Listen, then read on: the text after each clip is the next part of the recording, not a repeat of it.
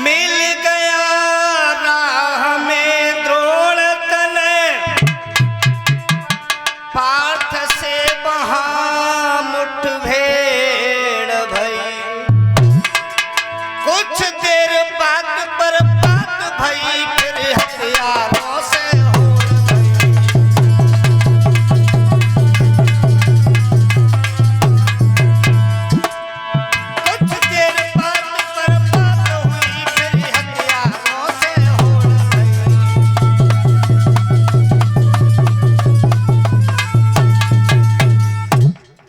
अश्वत्थामा थोड़ी देर तक अर्जुन से बात करता है। अश्वत्थामा समझ गया है कि धनुर्विद्या में अर्जुन हमसे बहुत आगे है। प्रतीक्षा न करके अश्वत्थामा ने बाण को निकाला है, धनुष की पतंचा पर रखा, अर्जुन की ओर संधान कर दिया। लेकिन पार्थ भी कम नहीं थे। अश्वत्थामा ने अर्जुन के ऊपर जब एक बाण का संधान किया है, जवाब में अर्जुन ने 1000 बाण का संधान अश्वत्थामा के ऊपर कर दिया। भयभीत हो गया, हाथ कांपने लगे हैं, सोचने लगा है कि आज मेरे प्राण कैसे बचे। जब उसे मालूम पड़ा है कि आज अर्जुन हमारा वध कर देंगे, अश्वत्थामा ने श्रृंगी सर्वाण लिया है, धनुष की पतंचा पर रख लिया। और अर्जुन ने जब श्रृंगी सर्वाण देखा तो भयभीत हो गए, क्योंकि श्रृंगी सर्वाण का काट अर्जुन के पास नहीं था। गांडीव हाथ से छूट गया है, हाथ जोड़े हैं, कहा कि हे माधव, हे गोविंद, मैं आपकी शरण में हूं। प्रभु, आप शरणागत को कभी विसारते नहीं। इस बाण से मेरे प्राणों की रक्षा करो, अन्यथा ये बाण हमें प्राणों की हानि अवश्य पहुंचाएगा। जब भगवान कन्हैया की शरण में अर्जुन गए हैं, उधर संधान अश्वत्थामा करता है, तब प्रभु ने एक क्षण का विलंब नहीं किया। रथ से भगवान कन्हैया नीचे कूद पड़े हैं, विशाल स्वरूप धारण किया, संग सर्वाण का संधान भगवान ने अपने ऊपर ले लिया। बोलिए भक्तवत्सल भगवान की।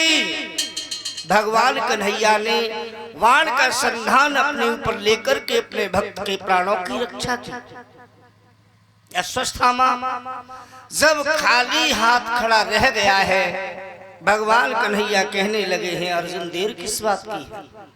अरे पापी निहत्था है, इसे बांध लो।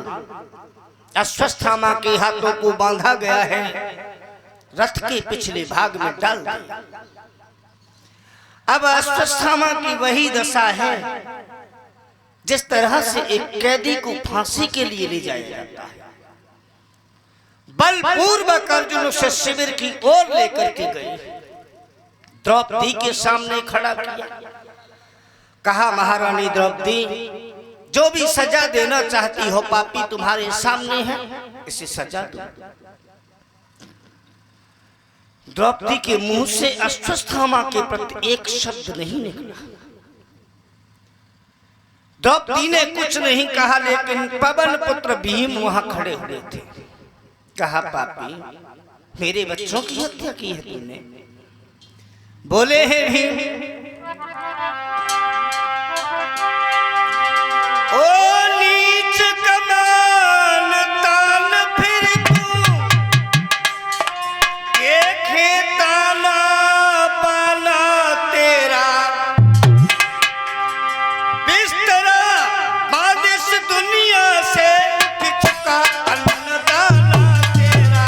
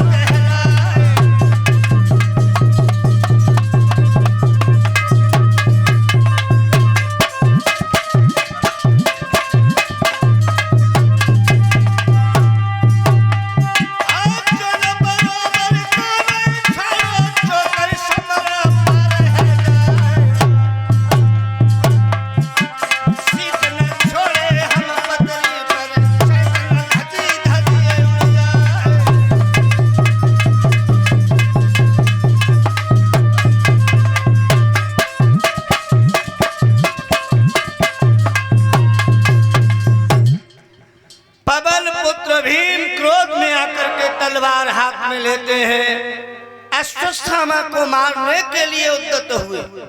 कहा पापी, जिस तरह से तूने मेरे बच्चों की हत्या की है, आज हम तुझे उसी तरह से मारेंगे। किसी को भी दया नहीं, किसी को भी अश्वत्थामा के ऊपर दया नहीं आई। द्रौपदी सोचने लगी है कि अश्वत्थामा के मारे जाने से मेरे पुत्र तो जीवित नहीं होने के, लेकिन अगर भीम ने अश्वत्थामा का वध कर दिया तो हम ब्रह्म हत्या के दोषी जरूर कहलाएंगे, हमें ब्रह्म हत्या का दोष लगेगा। भगवान कन्हैया की ओर आगे बढ़ी, कहा, हे माधव, अश्वत्थामा की हत्या इस शिविर में केवल इसलिए की जा रही है कि इसने हमारे बच्चों की हत्या की है। लेकिन माधव, जिन बच्चों के वियोग के कारण इस अश्वत्थामा की हत्या की जा रही है, मैं उन बच्चों का वियोग इसी समय त्याग रही हूं। बोली है महारानी द्रौपदी।